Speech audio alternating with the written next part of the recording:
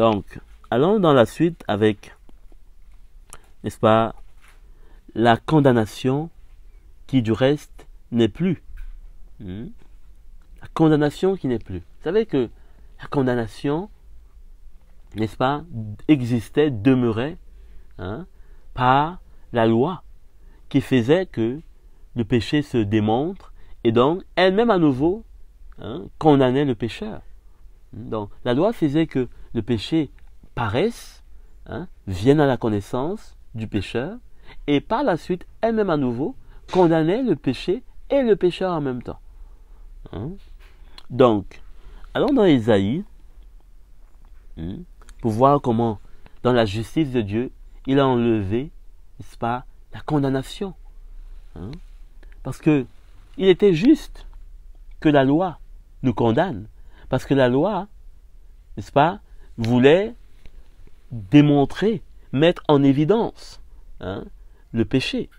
Mais Dieu ne voulait pas que le pécheur et le péché soient confondus.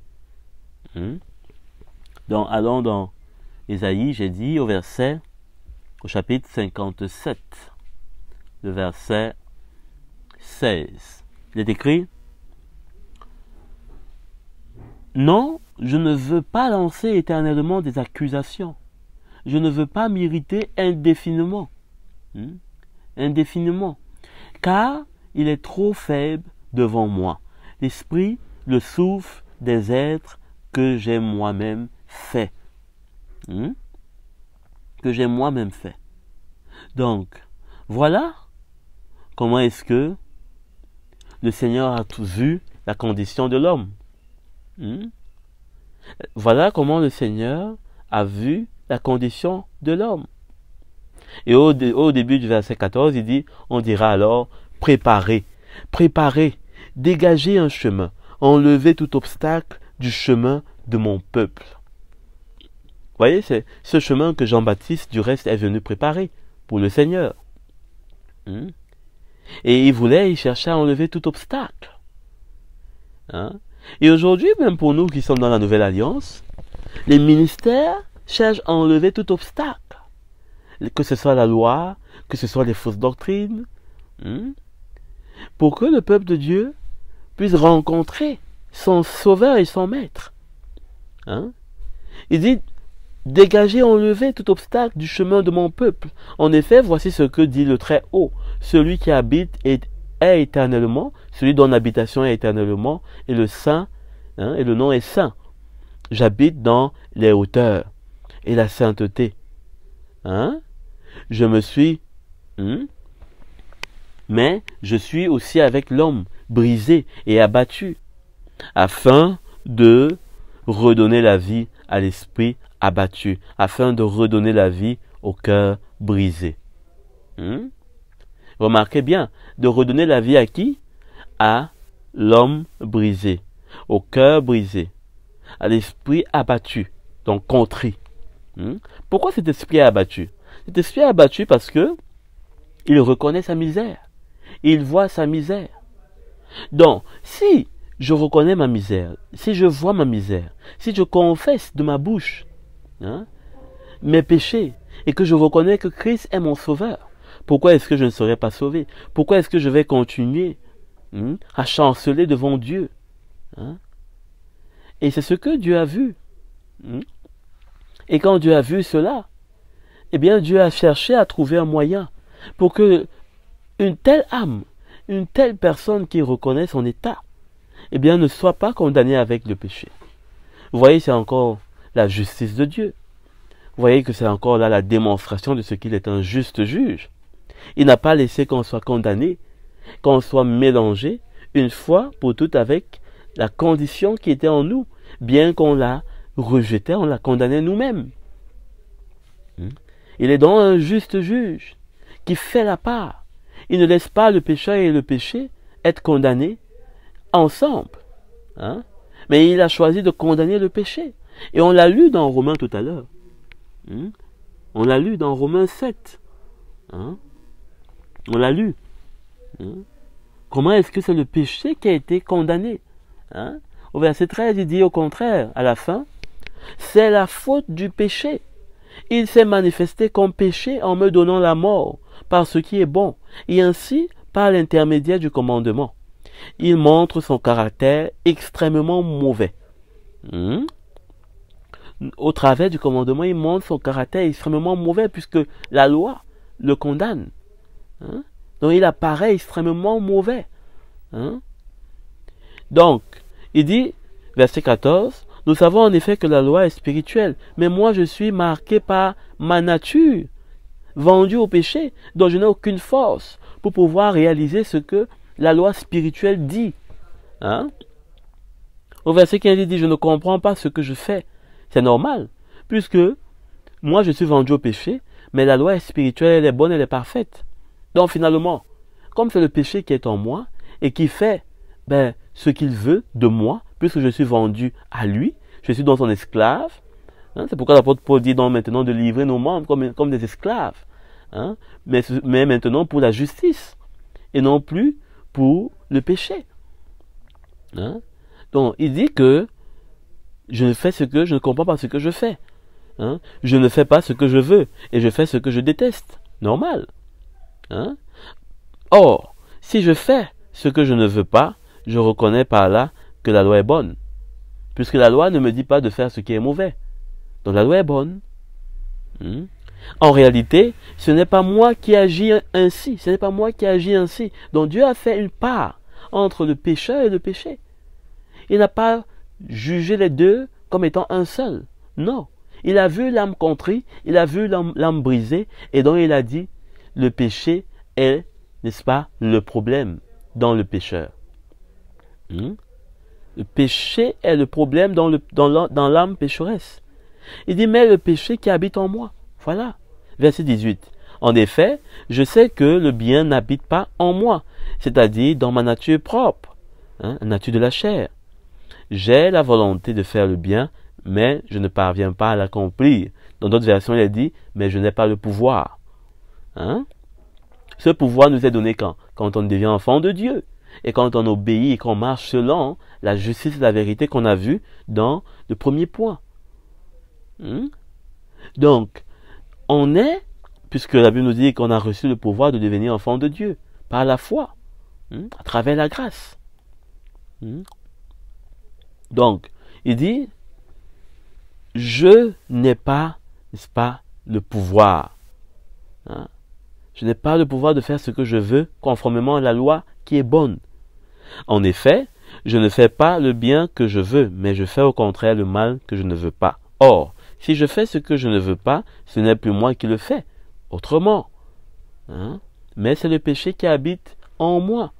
Donc, en nous, nous devons bien faire la part. Il y a le péché qui habite, à ne pas nous confondre avec lui, parce que Dieu ne nous confond pas avec lui. On l'a vu dans Ésaïe, on le voit également ici dans Romains 7. Il faut donc savoir qu'il y a le péché en vous et savoir le reconnaître, savoir reconnaître ses tactiques, de reconnaître ses plans, de reconnaître ses manœuvres, de reconnaître ses agitations, de reconnaître sa volonté.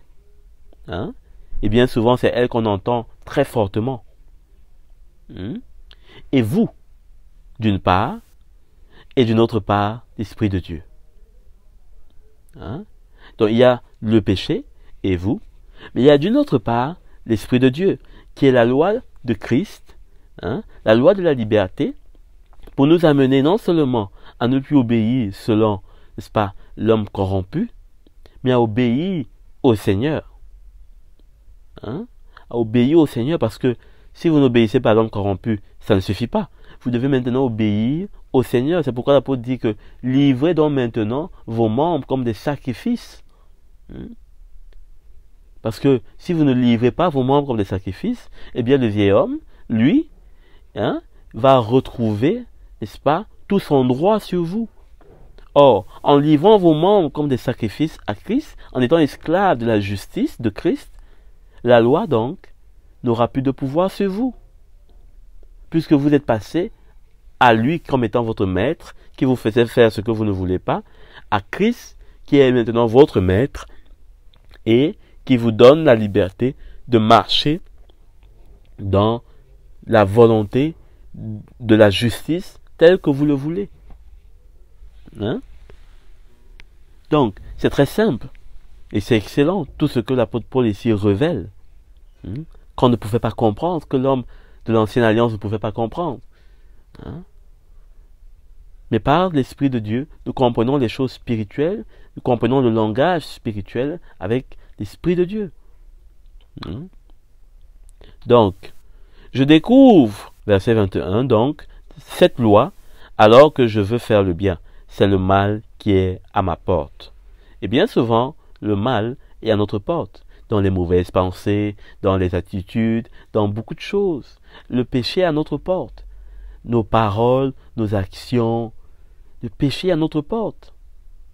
Il faut bien comprendre cela. Le péché est à notre porte. Étant dans le Seigneur, le péché est à notre porte. Mais dans notre cœur, il y a l'Esprit de Dieu. Parce que, d'une part, on a été racheté, c'est pourquoi le péché est à la porte, il n'est plus en nous, mais il est à la porte, sauf que cette porte-là, c'est toujours la porte de notre cœur.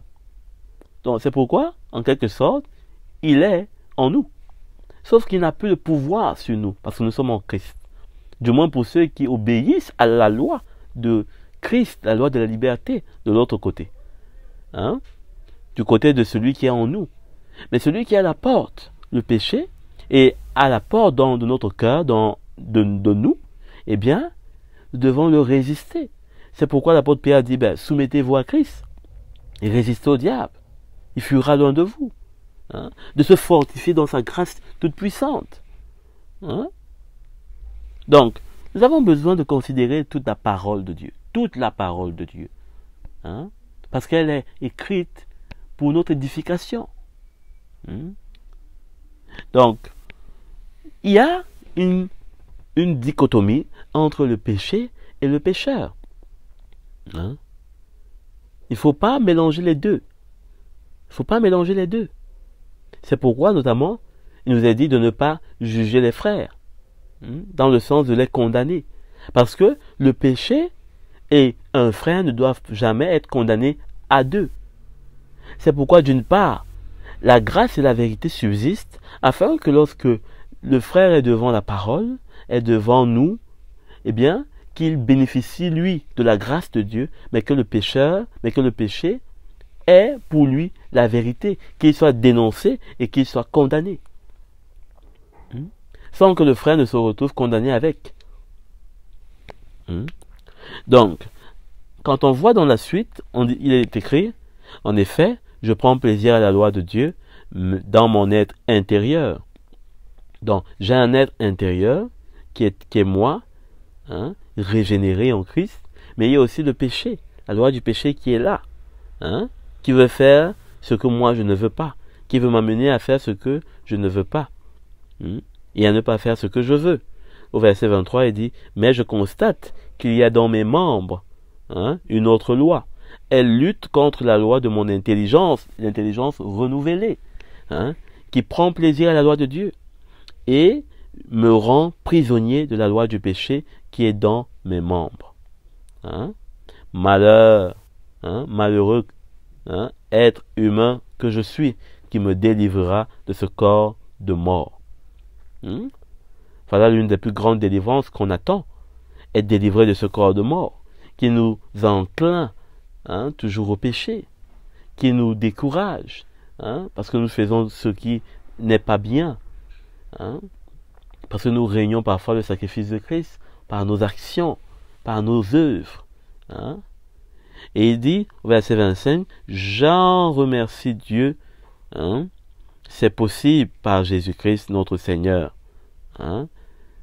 C'est possible de quoi? D'être délivré du corps de la mort. Parce que l'apôtre dit que pour ceux qui sont morts en Christ, le péché ne règne plus sur eux. Le péché ne règne plus sur eux. Donc si nous sommes morts, la clé, la solution, c'est d'être mort en Christ. D'être mort. Je suis esclave de la loi de Dieu, mais par ma nature propre, je suis esclave de la loi du péché. Donc c'est pourquoi il faut vivre par la nature de Dieu, par l'intelligence renouvelée de Dieu, afin de pouvoir arriver à accepter la mort. Parce que la prédication de la croix, c'est une folie pour notre intelligence humaine. Mais pour l'intelligence de l'homme renouvelé, c'est, n'est-ce pas, notre salut. C'est ce que l'apôtre Paul dit aux Corinthiens. C'est notre salut. Et donc ici, cette prédication de la croix intervient grandement. Parce que dans notre intelligence de l'homme intérieur, nous voyons que la mort n'est pas seulement la mort, mais quand la mort intervient en nous, la mort de Christ, c'est pour nous donner la résurrection de Christ. Et donc c'est pour nous donner une vie nouvelle qui n'a plus rien à voir avec la vie des membres terrestres qui mènent au péché. Je crois que c'est tellement simple. C'est vrai, mais plus difficile à vivre. Mais on peut rendre grâce à Dieu parce que il n'y a plus de condamnation. C'était le point d'ailleurs. Il n'y a plus de condamnation. Tandis que on veut demeurer avec Christ, on s'attache à Christ, on reconnaît qu'on a failli, comme un Jean nous dit, celui qui confesse ses péchés, mais il obtient miséricorde. Mais celui qui les cache, il fait Dieu menteur. Il fait Dieu menteur en ceci que il ne reconnaît pas que le péché est à sa porte, comme l'apôtre Paul dit ici, qu'il y a dans sa chair une loi, n'est-ce pas, du péché. Il ne reconnaît pas ça. Ça veut dire que pour lui, tout ce que Christ a accompli à la croix ne vaut donc pas. Puisque si ça vaut, ça doit valoir jusqu'à la fin. Ce n'est pas juste qu'on doit reconnaître que Christ est mort pour nous, au départ de notre foi, et par la suite, on est léger, on est superficiel. Non, il faut continuer de reconnaître cela. Et l'une des manières de reconnaître que nous avions besoin du Seigneur pour qu'il nous libère de cette loi du péché qui est dans nos membres, eh bien, c'est de continuer à nous confesser, à nous humilier devant le Seigneur pour obtenir et bénéficier toujours de la grâce que Dieu nous a fait. Très important. Très, très important. C'est pourquoi si on n'a pas la lumière du message de la croix, à un niveau donné, on est comme si on a oublié, on a régné le sacrifice de Christ. Il faut faire très attention à cela. Le régnement ne consiste pas seulement en des mots déclarés, ou à une vie, je sais pas moi, disons, de régnement, ou d'abandon de la foi. Mais ça consiste surtout dans l'esprit, de ne plus rester demeuré avec ce que Christ a accompli. Très dangereux. Donc, allons dans un autre point à présent, puisque le point que nous venons de voir, c'était de comprendre comment est-ce que le Seigneur est juste. Il ne mélange pas le péché et le pécheur. Il ne le condamne pas sur, n'est-ce pas, la même sentence. Au pécheur, il a donné la vie à travers la mort de Christ. Donc, c'est la mort de Christ qui est pour nous la solution de tous les jours. Pour toutes nos faiblesses, pour tous nos manquements. Et lui-même nous sanctifiera. Lui-même nous rendra inébranlables. Voilà les promesses que nous avons. Quand vous lisez notamment l'épître de Pierre, vous comprenez cela. Il dit que comment le Seigneur lui-même, il nous perfectionnera, il nous rendra inébranlables. Propre à toute bonne œuvre. D'ailleurs, même du reste, l'apôtre Paul également en parle. Je pense bien aux Thessaloniciens. Alors, allons dans le point suivant, de voir comment Dieu est juste, à travers le juif et le païen. Dieu a fait, il a démontré comment il est juste à travers ces deux nations. Parce que pour Dieu, il y a deux nations. À l'origine, le païen et son peuple, le peuple juif. Aujourd'hui en Christ, il n'en a fait qu'un. Aujourd'hui en Christ, il n'en a fait qu'un. Le juif et le païen sont maintenant un seul peuple en lui.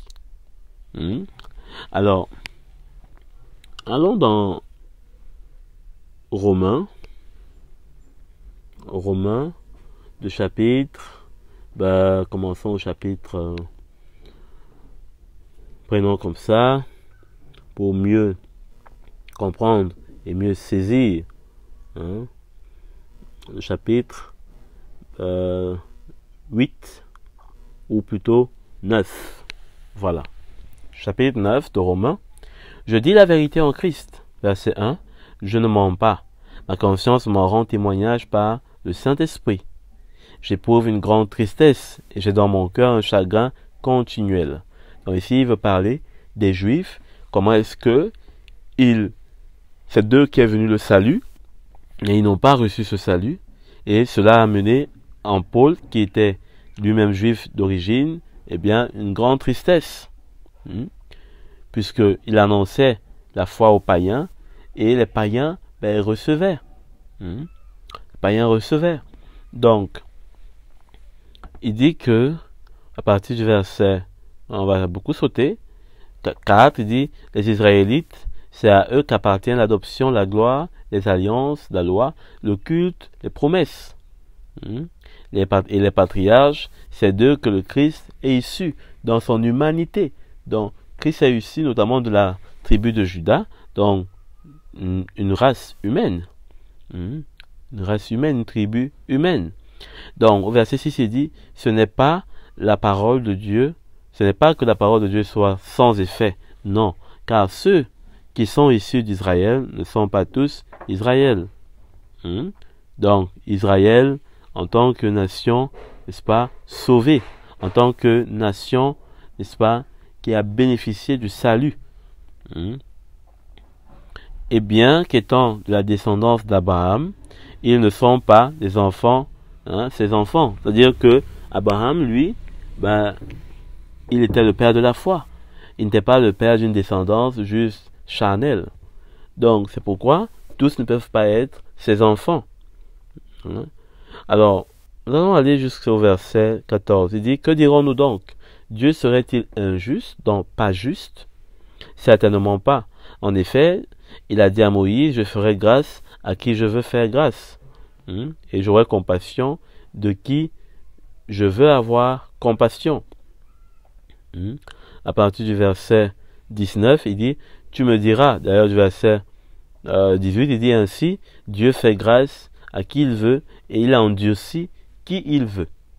Il endurcit qui il veut. Puisqu'il avait endurci le peuple des Juifs. Que dirons-nous donc? Dieu serait-il injuste? Certainement pas. En effet, je ferai grâce à qui je veux faire grâce, et j'aurai compassion de qui je veux avoir compassion. Ainsi donc, cela ne dépend ni de la volonté, ni des efforts de l'homme, mais de Dieu qui fait grâce. Donc, allons au verset 19, il est dit, tu me diras, pourquoi fait-il donc des reproches?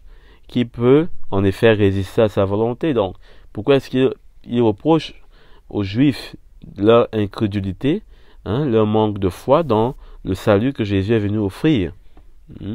Puisque personne ne peut résister à sa volonté, c'est pourquoi il dit, qui peut, en effet, résister à sa volonté? Mais, toi, homme, qui es-tu pour entrer en contestation avec Dieu? Donc, la réponse ici est que tu as des projets qui nous dépassent. Dieu a des projets qui nous dépassent. Et la preuve que ces projets nous dépassent, c'est que non seulement il les a rendus incrédules pour que nous ayons accès à la grâce, eux étant jaloux, ils vont maintenant avoir un esprit de repentance, c'est ce que la Bible nous dit.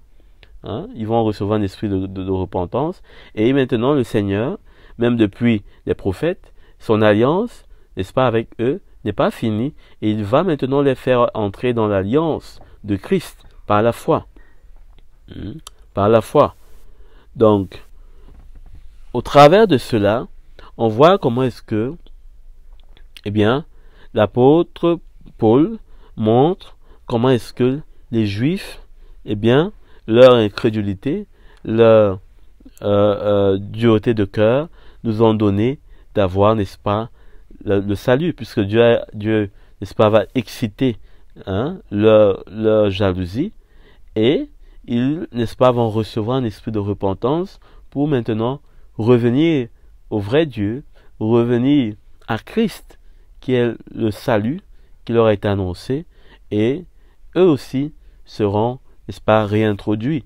Nous voyons cela, n'est-ce pas, dans la suite de Romains, quand l'apôtre parle de l'olivier sauvage, de l'olivier naturel, de comment est-ce qu'ils seront hantés à nouveau hein, comme comme dans une greffe. Donc, tout ceci est pour nous montrer comment est-ce que le Seigneur, eh bien, est un juste juge. Hein. Il n'a pas non plus voulu que le païen, lui n'étant pas dans les alliances, lui n'ayant pas de patriarche, de demeurer dans la misère, dans la mort de l'homme adamique. Il a au contraire trouvé un plan pour que, eh bien, ceux qui n'ont pas accepté la justification qui leur était offerte par la foi, eh bien, que cela puisse être, n'est-ce pas, le bien de ceux qui, eux, ils ont reçu par grâce, bien sûr, mais au travers de leur foi. Hein, et c'est pourquoi on l'a lu dans Ésaïe. Comment est-ce que, au travers Ésaïe 57, de ce cœur contrit et brisé, eh bien, Dieu n'a pas contesté à toujours avec les hommes, même ceux qui étaient païens. Hein, et c'est de même qu'il ne va pas contester à toujours avec Israël, parce qu'il va, n'est-ce pas, leur donner à eux deux d'appartenir à une même nation. Et cela est dit notamment dans Éphésiens. Quand on va dans Éphésiens, je peux bien trouver le passage. Éphésiens, comment le Seigneur, il a fait des deux, n'est-ce pas, un seul peuple. Il a fait des deux, n'est-ce pas, une seule nation. Allons dans Éphésiens 2, au chapitre 16, il a dit, il a voulu les réconcilier l'un et l'autre avec Dieu en les réunissant dans un seul corps au moyen de la croix, en détruisant par elle la haine. Hein? Donc, le Seigneur a détruit la haine qu'il y avait entre les Juifs et les païens. Parce qu'effectivement, les Juifs trouvaient les païens comme étant abominables devant Dieu. Et les païens ne savaient pas trop comment le prendre parce que eux-mêmes se voyaient comme étant inférieurs aux Juifs qui avaient reçu de Dieu. Hein? Les lois, les prophètes, qui étaient le peuple choisi de Dieu.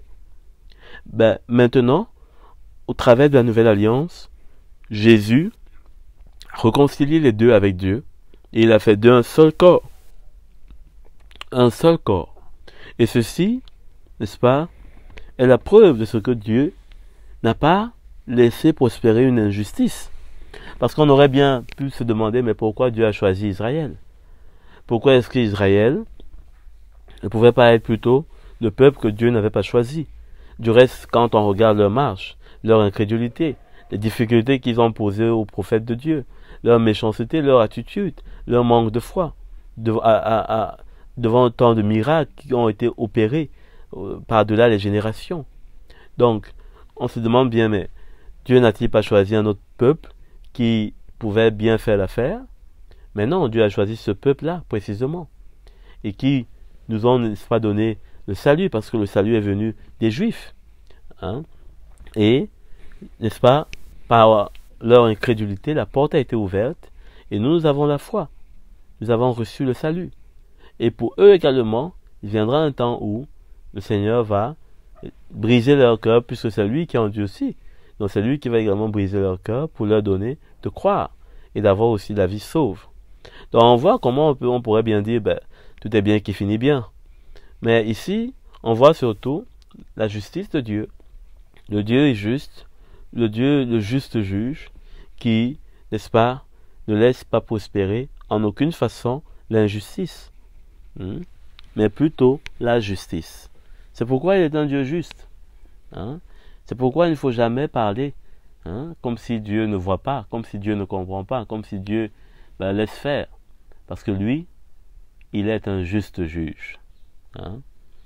Alors, on va voir un autre point qui consiste à montrer, n'est-ce pas, comment est-ce qu'au travers des tribulations, le Seigneur a voulu que son peuple obtienne la vie éternelle. Hein? Combien c'est aussi une manière de voir comment Dieu est juste. Hein? Puisque, vous savez, le tout n'est pas simplement d'avoir donné sa vie au Seigneur, de croire que le Seigneur est vraiment notre salut, de croire que... Vous savez, la Bible nous dit que même le diable, Il croit que Jésus est le Sauveur. Il tremble, mais il ne fait rien d'autre par la suite. Il ne se soumet pas à sa volonté. Il n'est pas persécuté par les chrétiens. Au contraire, c'est lui qui persécute les chrétiens. Mais c'est pour montrer que le diable, lui, malgré qu'il croit que Jésus est le Sauveur, il a bien compris, après la résurrection, cela ne change rien à son style. Au contraire, c'est comme si cela l'encourageait de demeurer l'accusateur des saints. Et cela fait que nous aussi, quelque part, nous pouvons croire que étant sauvés, ayant reconnu le Seigneur comme notre Sauveur, nous sommes maintenant prêts à avoir part à la vie éternelle. Mais sauf que le Seigneur a bien voulu qu'il y ait encore une différence. Il y a encore une différence entre nous et les païens, qui, parfois, eux aussi, peuvent croire. Vous savez, c'est très difficile de trouver des personnes qui vous disent qu'ils ne croient pas en Jésus. Beaucoup vont vous dire, oui, ils croient en Jésus, mais beaucoup vont vous dire, oui, ils connaissent Jésus, mais sauf que la parole de Dieu n'est pas mais. La parole de Dieu est amen. Donc, on croit en Jésus, mais qu'est-ce qu'on fait avec notre vie?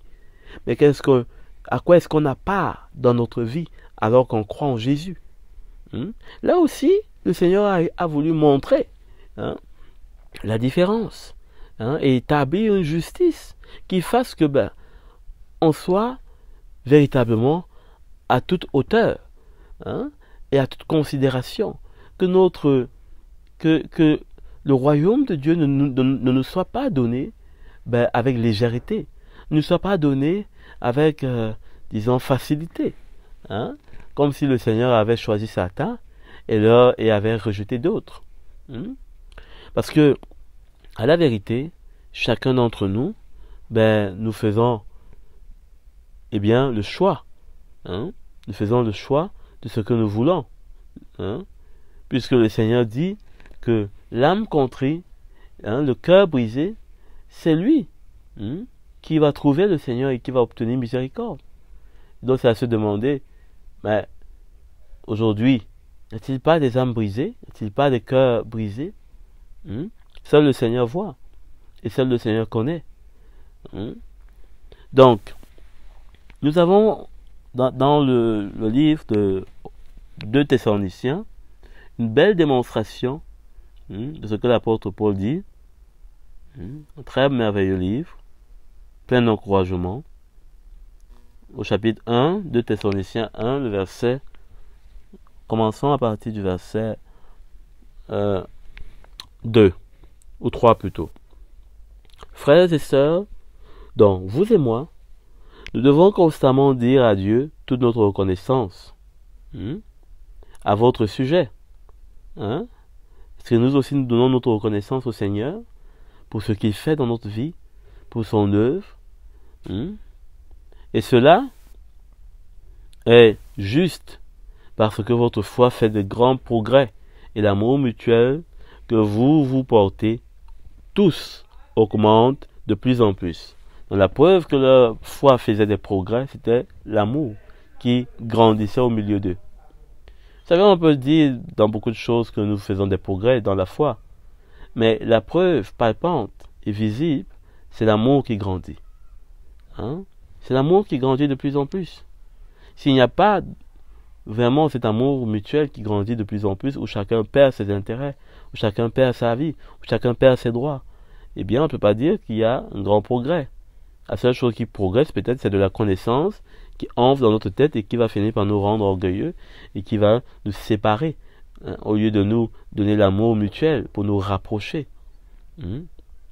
Donc, il dit, verset 4, aussi sommes-nous fiers de vous dans les églises de Dieu à cause de votre persévérance. Donc, il rend grâce à Dieu pour non seulement la foi qui fait des progrès au travers de l'amour mutuel qui augmente, mais aussi parce que, n'est-ce pas, ils sont devenus une église qui persévère,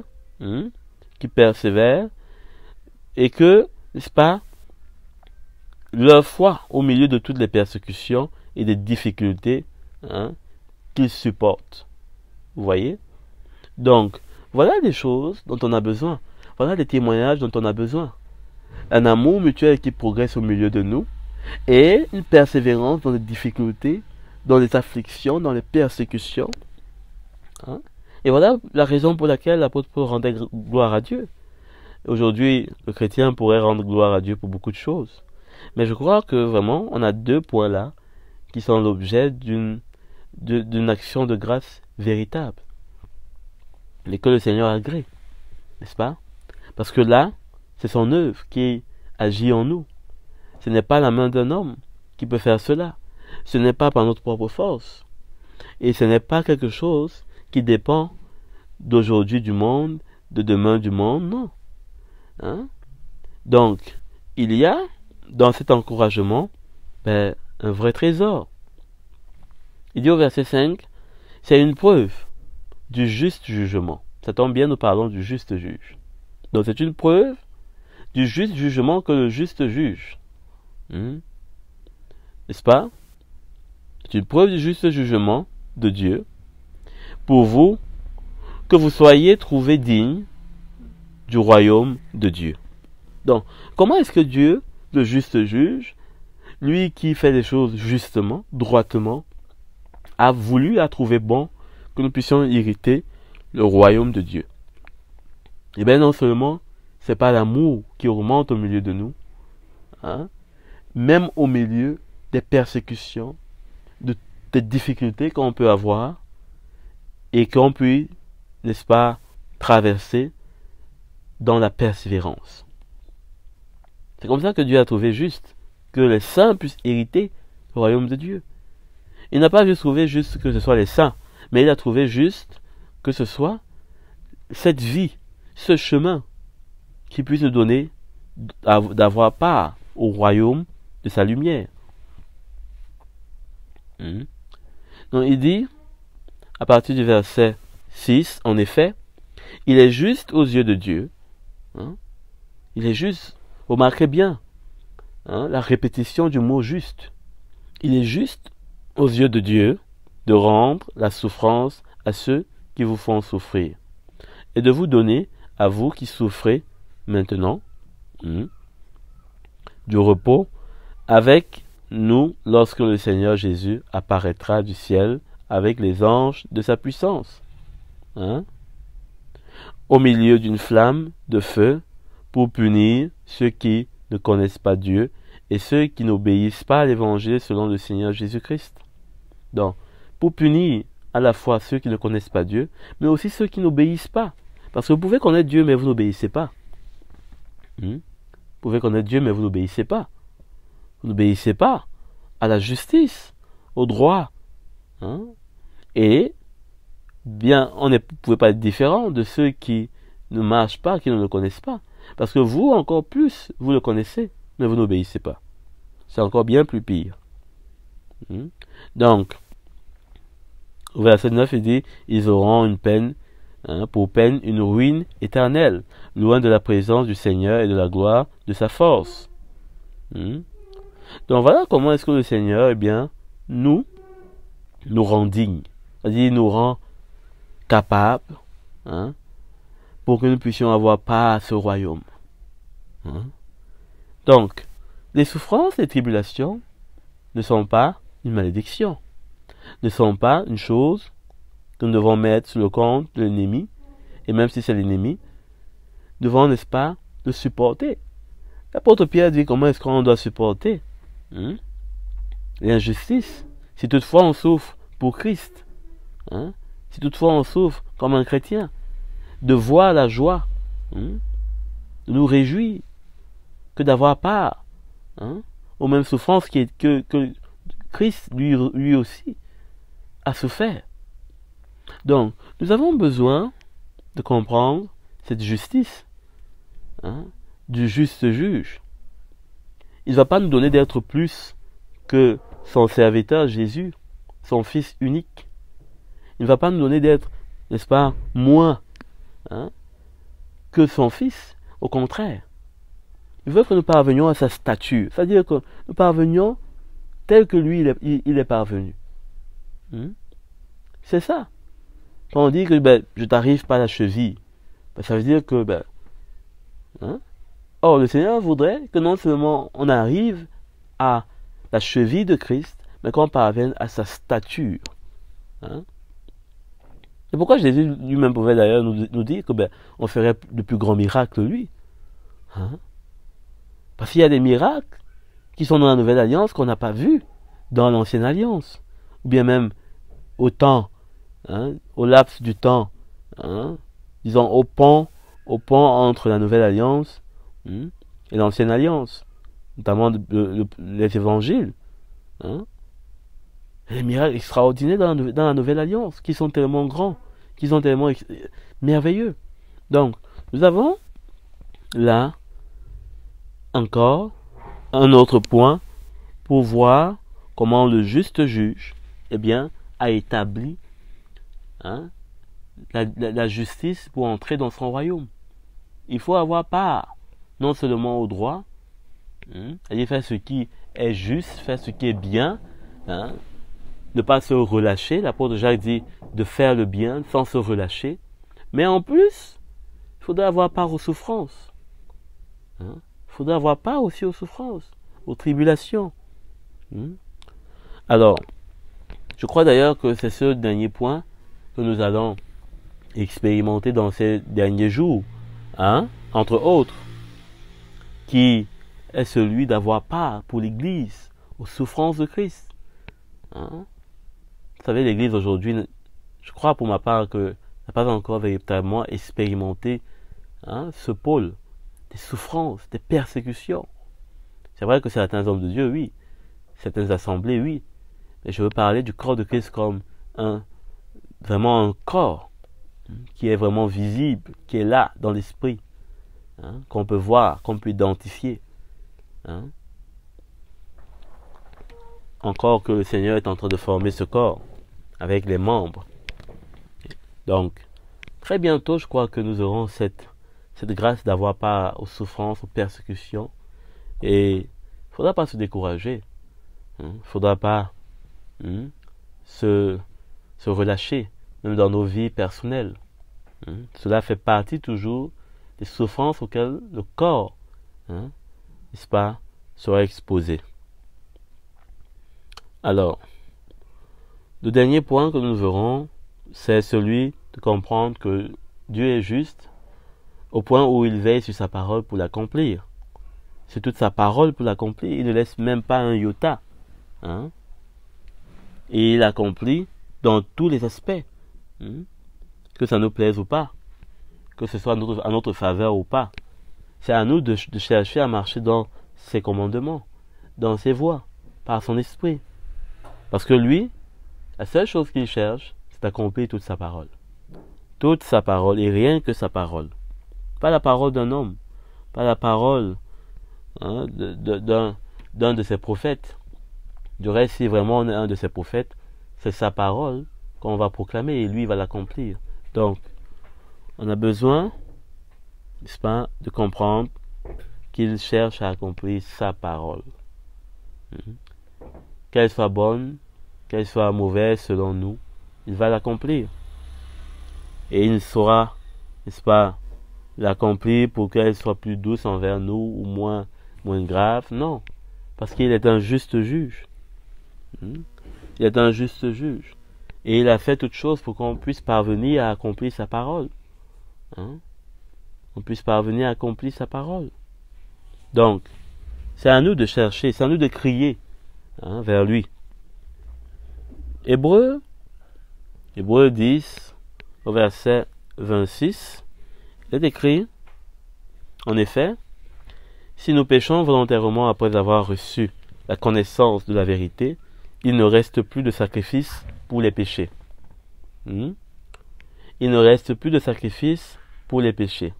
Il y a une terrible attente du jugement et l'ardeur du feu qui, n'est-ce pas, dévorera les adversaires de Dieu. L'auteur des Hébreux ici est en train de s'adresser aux Hébreux qui avaient reçu la foi, qui étaient sauvés, du moins en espérance, comme l'apôtre Paul le dit. Mais, à la vérité, ce que l'auteur dit ici doit vraiment tendre nos oreilles. Hein? Il dit, il ne reste plus de sacrifice pour les péchés, pour ceux qui volontairement pêchent. C'est-à-dire que pour ceux qui volontairement n'obéissent pas à ce que le Seigneur dit, il ne reste plus de sacrifice pour de tels péchés. Alors, ce qu'il faut d'abord remarquer, c'est qu'il ne dit pas, il ne reste plus de sacrifice pour le pécheur. Il dit pour le péché. Parce que le pécheur est justifié tant qu'il reste avec le sacrifice. Mais s'il retourne à ses péchés, il ne reste plus de sacrifice pour ses péchés. Pour lui, il y a toujours un sacrifice s'il revient.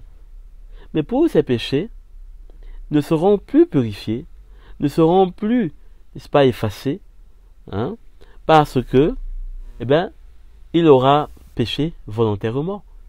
C'est-à-dire qu'il n'aura plus voulu demeurer avec le sacrifice qui peut effacer ses péchés. Très simple. Alors, ici, il dit que, mais une attente de sa colère qui va dévorer les adversaires de Dieu. Donc maintenant, le pécheur devient adversaire de Dieu. Et pour cela, il aura, n'est-ce pas, une colère ardente à laquelle il fera face. Notez encore qu'il ne dit pas, mais une attente de son ardente colère pour les pécheurs. Il dit pour les adversaires. Parce que l'adversaire est celui qui résiste, qui vous résiste en face. Donc, le pécheur qui résiste à ne pas s'humilier, reconnaître qu'il est, n'est-ce pas, dans le péché, pas qu'il est pécheur, mais qu'il est dans le péché, parce que il a déjà reconnu qu'il est pécheur, et il a reconnu en donnant sa vie à Christ. Mais maintenant, pour ses péchés, s'il ne les reconnaît pas, et donc là c'est le cas d'un Jean, il fait Dieu menteur. Il fait Dieu menteur en ceci qu'il dit, en d'autres termes, je n'ai jamais été pécheur finalement. Parce que je n'ai pour moi aucun péché. Bien que au départ il est reconnu et que Dieu l'ait justifié, mais le problème n'est pas au départ, le problème est jusqu'à la fin. Il faut donc rester avec ce à quoi on a commencé avec. Il faut donc retenir, ce qu'on a entendu dès le premier enseignement qui nous a été donné dans nos premières heures de la marche chrétienne, la prédication de la foi et de la croix, la prédication de la persévérance, dans les bonnes œuvres, dans la justice, dans le droit et la lumière. Si on ne retient pas cela, on nous sera plutôt les adversaires, c'est-à-dire que ceux qui résistent à Dieu. Et ceux qui résistent à Dieu sont ceux qui ne reconnaissent pas leurs ténèbres. Et c'est ce qui se passe dans le monde. Ils ne reconnaissent pas leurs ténèbres. Et donc là, ce n'est que la colère de Dieu qui sera pour nous. Donc, nous avons besoin de comprendre ceci bien simplement. Mais allons encore bien plus dans Proverbes chapitre 22, le verset 6. Éduque l'enfant d'après la voie qu'il doit suivre. Même quand il sera vieux, il ne s'en écartera pas. Alors pourquoi est-ce que je prends ce verset alors que nous parlons du point sur le Seigneur veillera sur sa parole pour l'accomplir? Parce qu'effectivement, le parent qui n'éduque pas son enfant dans les voies qu'il doit suivre, il se retrouvera avec un enfant qui, plus tard quand il aura grandi, ne va pas se tourner sur le chemin de la justice. Il va se tourner sur un autre chemin. Et c'est pourquoi parfois on peut récolter des choses qui nous semblent injustes, et pourtant elles sont justes devant Dieu, puisque celui qui n'a pas veillé, qui n'a pas persévéré, qui n'a pas donné de l'attention suffisamment, intelligemment selon l'homme intérieur, eh bien, va se retrouver avec un résultat qu'il n'aurait pas souhaité, mais pourtant, Dieu le juste juge a vu ses manières de faire, sa façon d'agir, et lui aura donné de moissonner finalement ce qu'il a moissonné, consciemment ou inconsciemment. Donc c'est le cas parfois avec des parents et des enfants, qu'on a peut-être, où un enfant est à l'opposé, vraiment tout l'opposé de ce que ses parents sont. Et notamment, on voit cela de plus en plus aujourd'hui, parce que le juste juge ne nous donne que ce qu'on a semé. Vous êtes bien d'accord avec moi que Dieu ne pourrait pas nous donner ce qu'on n'a pas sémé. Il ne pourrait pas nous donner ce qu'on n'a pas sémé. Il ne nous donne que ce qu'on a sémé. Si on a sémé la loi, la rigueur, dans la loi, dans l'esprit de la loi, pour peut-être forcer, intimider, ou bien essayer de contrôler. On n'a pas donné la liberté, vraiment pouvoir et laisser agir l'Esprit du Seigneur dans peut-être la vie de nos enfants, etc. On moissonne très vite. Surtout que ça pousse très vite. Parlant de ces enfants. Bon, allons dans Proverbe 19. Proverbe 19, le verset 12. Ou plutôt 8. Celui qui acquiert du bon sens sème lui-même. Celui qui garde l'intelligence trouve le bonheur. Celui qui acquiert du bon sens sème lui-même. C'est-à-dire que si donc on a instruit nos enfants dans le bon sens, dans la bonne voie, eh bien il va acquérir en lui le bon sens. Et il va garder l'intelligence pour trouver le bonheur. Pour trouver le bonheur. C'est vrai qu'on dira, mais c'est toujours la grâce de Dieu. N'oubliez pas que la grâce de Dieu règne par la justice. Dans un autre partage, j'en ai parlé. Et donc, quelle est la justice que nous avons montrée? Quelle est la justice que nous avons apportée? Que nous avons, n'est-ce pas, disons, transmise à nos enfants ou je sais pas moi. Quelle est la justice? Parce que s'il n'y a pas une bonne justice selon Dieu, si on n'a pas transmis le cœur de justice de Dieu, finalement on aura transmis beaucoup plus de lois, beaucoup plus de principes, de techniques, beaucoup plus de légalisme en fait. Et finalement, ce n'est pas ce on aura tant voulu moissonner qu'on aura, mais c'est tout le contraire. Donc, il faudrait faire attention parce que, vous savez, il ne faut jamais en vouloir à Dieu. Mais il faudrait toujours se voir soi-même, voir ce qu'on a semé et essayer d'implorer le Seigneur pour lui demander son aide afin de restaurer toutes choses. Beaucoup des choses que on vit, que ce soit dans notre maison, avec c'est beaucoup parfois nous-mêmes qui sommes à la base et qui moissonnons par la suite et on est surpris. On est surpris. Mais seul le Seigneur peut nous aider à semer ce qui est bon pour moissonner ce qui est bon. Même s'il y aura des difficultés parce que le monde a son attraction, le monde a et la chair de tout un chacun est attirée par ce qui le séduit. Mais quelque part, la Bible nous dit ici, c'est une promesse. C'est une promesse. Celui qui acquiert du bon sens, c'est-à-dire qui est bien instruit, trouvera. Celui qui garde l'intelligence trouve le bonheur. Donc, faisons notre part, parce que le Seigneur veut faire sa part, et on aura de grandes récoltes. Alors, dans Proverbe 3, toujours, Proverbe 3, c'est juste pour nous montrer quelques aperçus de ce que la parole de Dieu, elle doit être mise en pratique parce que elle s'accomplit. Elle s'accomplit on le voit bien. Hmm. On le voit bien, beaucoup de parents qui sont mal élevés, qui sont mal eux-mêmes éduqués par leurs propres parents, ben, reproduisent le même schéma.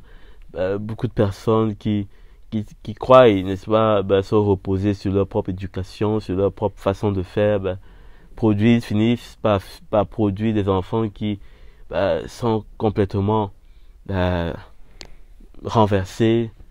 Donc, on doit simplement écouter, suivre ce que la parole de Dieu nous montre. Parce que c'est là que nous avons toutes les solutions. C'est là que nous avons, n'est-ce pas, de bons chemins. Pas juste ce que nous avons compris ou que nous pensons comprendre, mais vraiment de saisir l'esprit.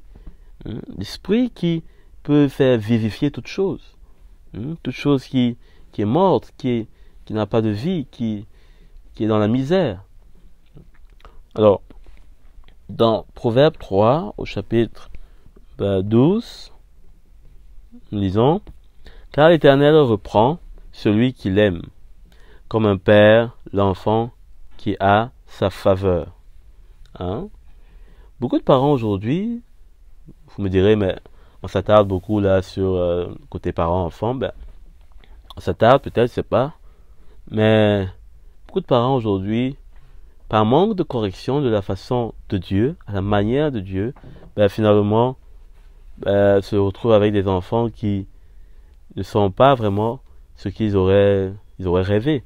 Donc, il faut reprendre celui qu'on aime. Il faut pas cesser.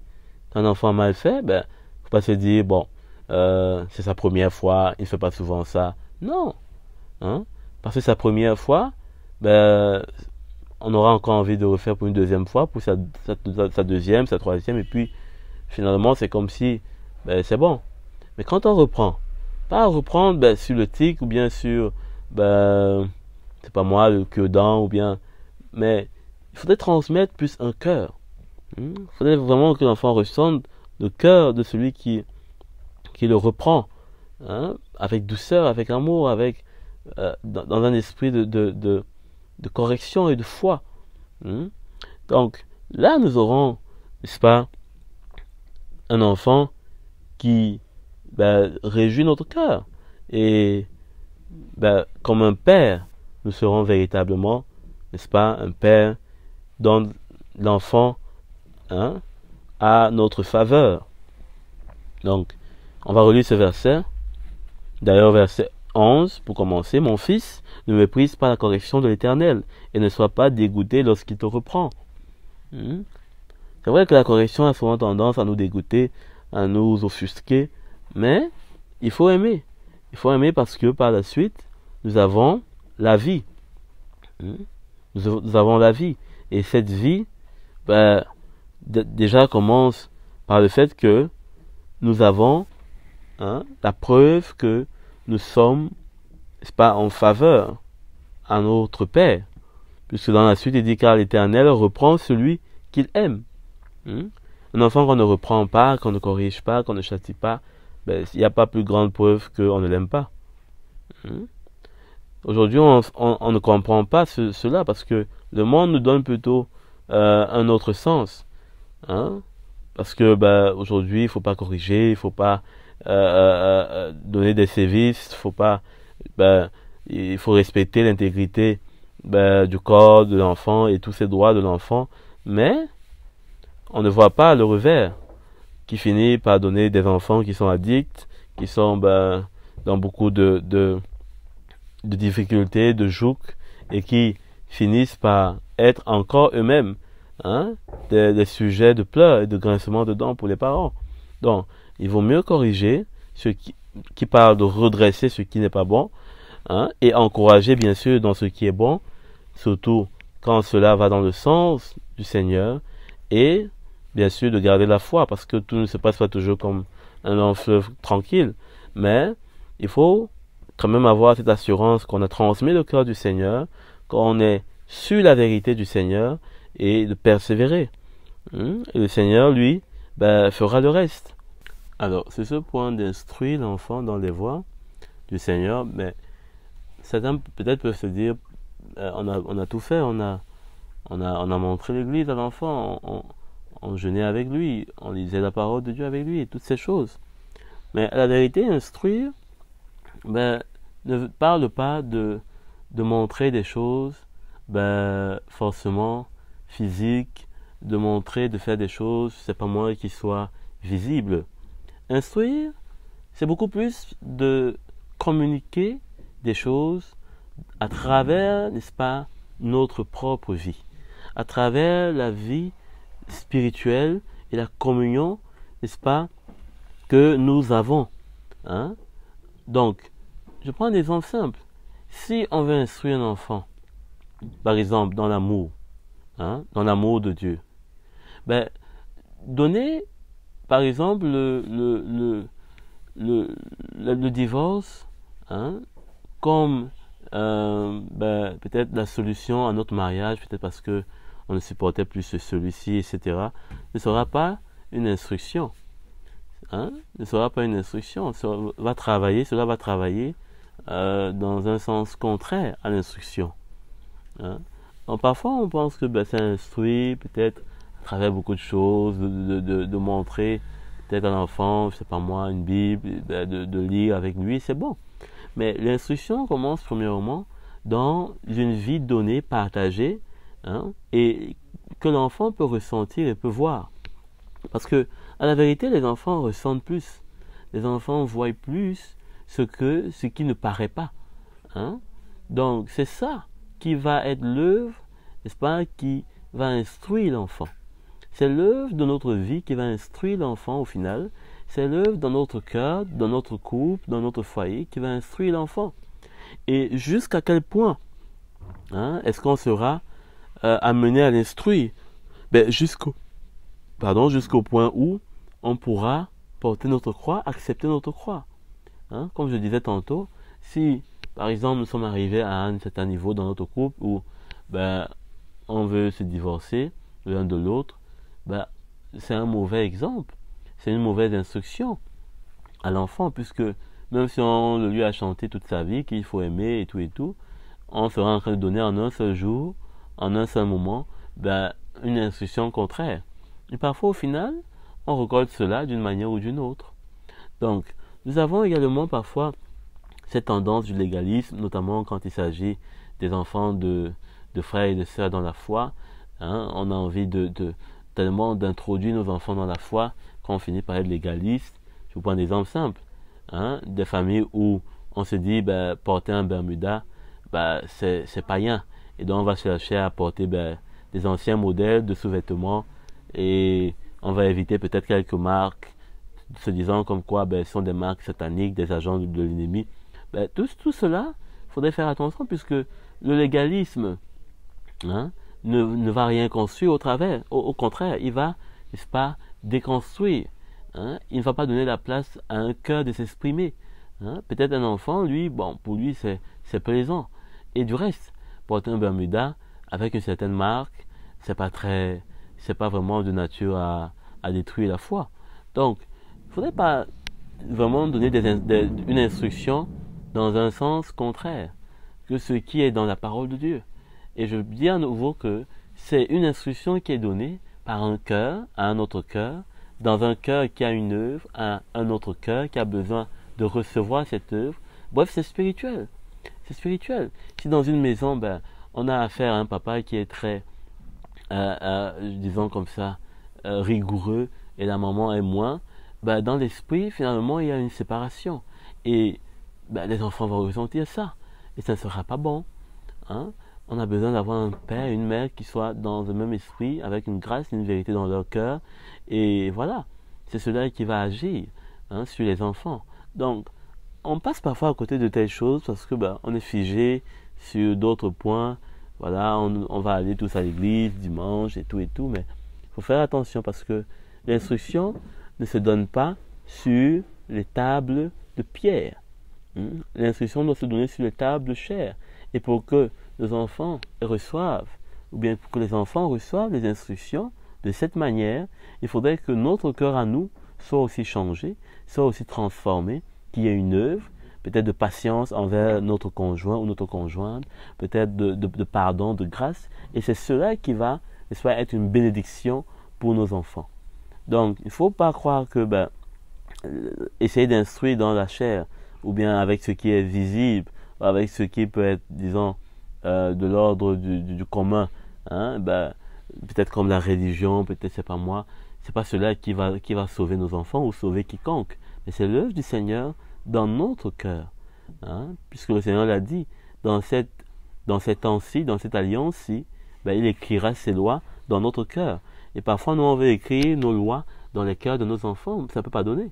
Donc, on doit plutôt permettre que leur cœur s'ouvre, leur cœur soit réceptif, soit vraiment docile à accepter l'instruction que nous-mêmes, premièrement, nous vivons dans notre cœur, dans notre vie, dans notre couple, si on est en couple. Et maintenant, le Seigneur pourra lui-même inscrire sa loi dans leur cœur. Et nous finirons tous par être une famille bienheureuse. Donc, c'est le Seigneur qui va inscrire dans leur cœur, ce n'est pas à nous-mêmes. Parce que on a aussi ce problème, c'est-à-dire qu'il y a des parents dans la foi qui cherchent à écrire dans le cœur de leurs enfants. Mais ce n'est pas de notre ressort, ce n'est pas dans notre force que de faire cela. Donc, soyons bien des modèles, cela on le peut, et le Seigneur, n'est-ce pas, pourra faire le reste dans le bon esprit, avec un cœur de grâce, de vérité, avec, n'est-ce pas, l'aide même des bien-aimés dans l'Église, parce que il faut bien le comprendre, on ne peut pas construire la vie de nos enfants tout seuls comme des parents. Non. Ils ont aussi besoin de l'investissement de ceux qui sont dans l'Église, des bien-aimés, des aînés qui sont dans l'Église. Hein? Parce que parfois, on cache beaucoup de choses à la maison, on vit beaucoup de choses à la maison, et à l'Église, on apparaît, on est comme une famille unie, on est là, mais on ne laisse pas que l'investissement des aînés, de ceux qui portent peut-être un éclairage plus profond, puisse atteindre peut-être la vie de nos enfants ou de qui que ce soit qui soit sous notre autorité. Donc, je ne sais pas si vous vous êtes senti interpellé, mais en tout cas moi, j'ai eu cela à cœur et je n'ai pas vraiment voulu le retenir pour moi seul.